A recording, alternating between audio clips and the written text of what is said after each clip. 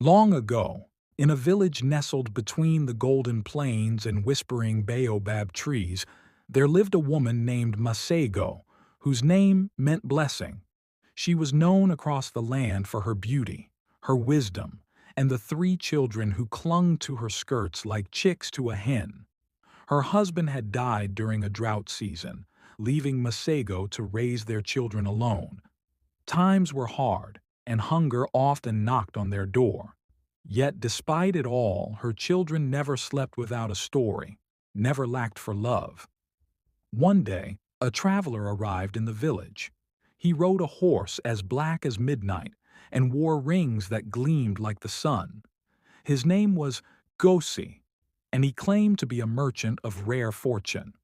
"I offer gold more than your eyes can hold," he said to the villagers, "but I ask only one thing in return: freedom from burden."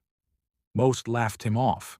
"What is gold compared to a peaceful life?" they said. But Masego, worn by years of struggle, stayed behind. "What do you mean by freedom from burden?" she asked him. Gosi smiled. "You have children, do you not? They are your burden. Give them to me, and I will give you a chest of gold." "You will never know hunger again," Masego gasped. "My children are my heart." "Is your heart full when your stomach is empty?" he replied. For 7 days and 7 nights, Masego wrestled with the offer. She looked at her children, Taboho the eldest, who hunted birds with pebbles, Lerato, who sang like the morning dove, and baby Pula, who laughed even when there was nothing to laugh about. On the 8th morning, blinded by the glitter of wealth and weary from hardship, Masego met Gosi under the old baobab tree. With tears in her eyes, she whispered, "Take them." The sky darkened. Gosi opened his cloak, and wind howled from within. The children vanished like smoke, and in their place, he laid a golden chest. Masego returned to the village with riches, but her house was cold. Her days were silent. Laughter never returned. She built walls of gold, but none of it filled the hole in her spirit. Years passed. The villagers began to say, "Masego walks, but her soul has stayed behind."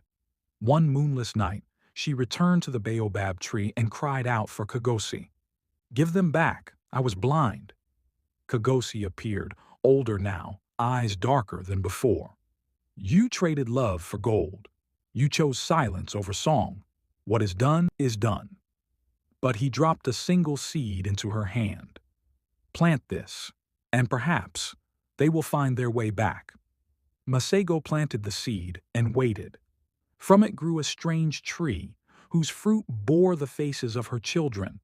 She would sit under it every day, telling stories to the wind, hoping one day her children might return as the breeze, or birds, or rain. And to this day, it is said if you pass the old baobab near the plains, you can hear a woman's voice in the wind, telling a tale of a mother, gold, and the children she lost to her own greed.